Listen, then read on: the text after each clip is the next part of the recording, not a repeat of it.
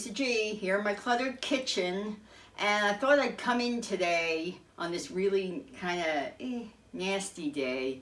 It's kind of cloudy and boring out there, and it's very cold. And so I thought when I woke up this morning that I was going to cook a piece of fish and cook it, you know, the usual way, cast iron skillet or some way, and put it over rice or something like that. But then I thought to myself, gee, it's an awfully small piece of fish to feed 3 people. What am I going to do to stretch it? Then I went on YouTube and I saw Jeff at PressureLuck, and he made Manhattan Clam Chowder, and I thought to myself, gee, what a great idea.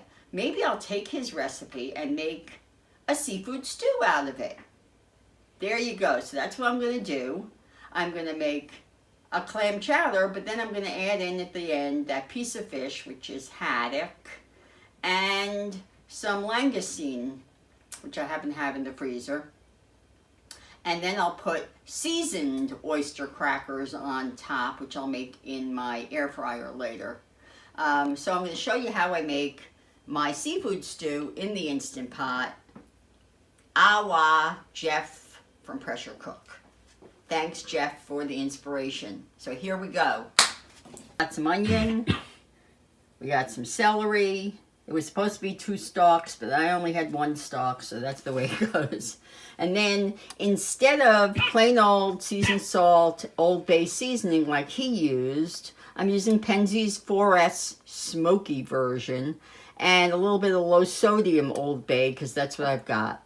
And then instead of Better Than Bouillon, which I love, but I have Bar Harbor clam juice, which is outstanding. It's from Bar Harbor, Maine, and the clams and the clam juice from Maine are just they're just fabulous.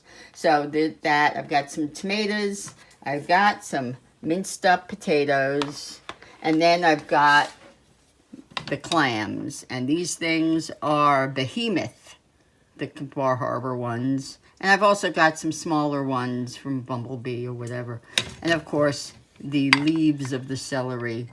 And then I cooked up some bacon, and we'll top it with that and the seasoned oyster crackers. So here we go, making our Instant Pot seafood stew. I already cooked the bacon, and we've got bacon fat. I also drained some of it off because it was way too much. So that's about a tablespoon or so, maybe 2 tablespoons. So I'm going to add in my onion and saute it.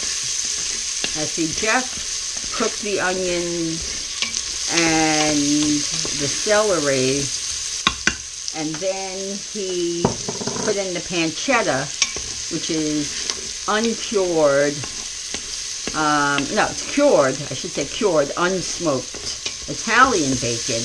I don't have pancetta, but I do have regular bacon, so that's what I cooked up. I cooked it up first. I'm going to add it in last, but he put it in with the onions. I'm not doing that, because that's not how I roll. Alright, so there's the onion. I'm starting to sweat it. I'll add my celery. I didn't have 2 stalks. So I only had 1.5 of the smaller inner piece of the inner stalk. So, alright, so it's going to sweat for a minute or so in the bacon fat. And then it's going to sweat in the bacon fat. Give it about a minute or so. Then I'm going to add in the seasonings, because I like to cook the seasonings a little bit. And then I'll add the rest of it, except for the bacon and the celery leaves and the fish and seafood. I'll cook it all down under high pressure for a few minutes. And then at the last moment afterwards, for about 2 minutes after, I will put in the seafood and the fish, cook it for about 2 minutes, and there's dinner. Alright, so, alright.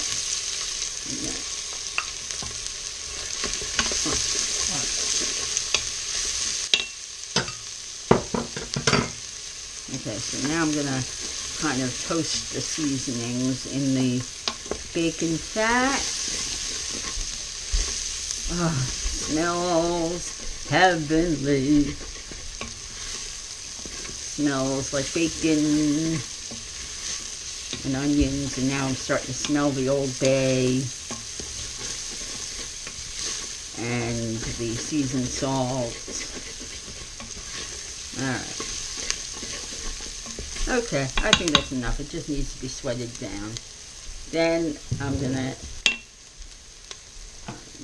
add in the broth.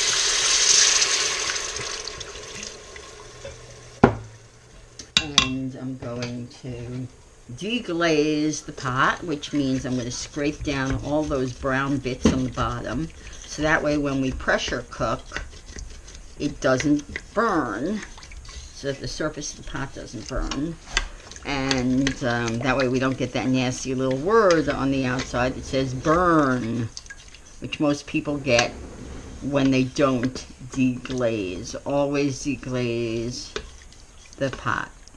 Always. And then look at it, make sure, if you can, well, you can pretty much feel it. You can feel if you've got all of it off the bottom. Okay. Oh, that smells really good. Now I'm going to add in my potatoes. Alright. Add in all the potatoes. I'm going to add in my can of tomato.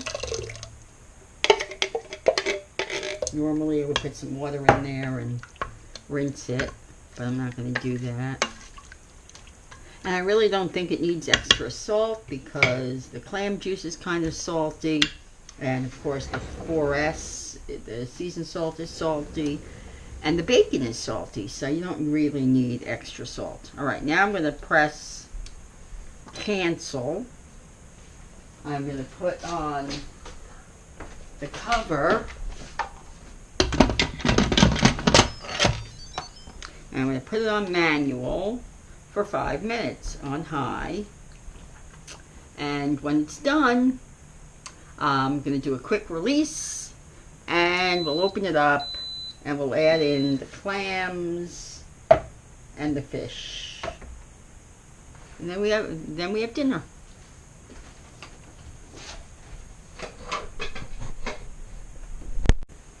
Alright, well, it says off because I turned it off after the setting ended, and it would beep.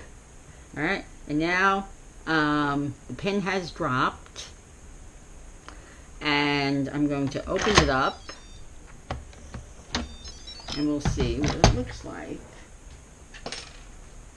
Alright, we got a nice thick base. Let's see if one of the potatoes, make sure the potatoes are cooked.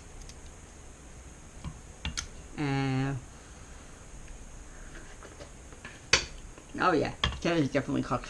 Alright. Alright. So I'm now going to put it on saute. I'm going to add my clams.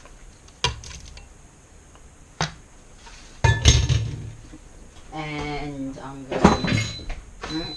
It's going to beep to tell me it's on, that it's working. And I put in the clams. Mix them in a little bit. Then I'm going to take my white fish, which is haddock, I think. Either haddock or cod. It didn't say on the bag. Sometimes I forget to write it in. Alright.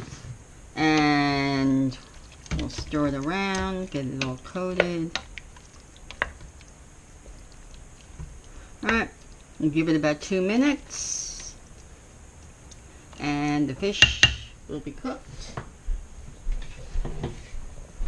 Then I will serve, garnished with bacon and the celery tops. So,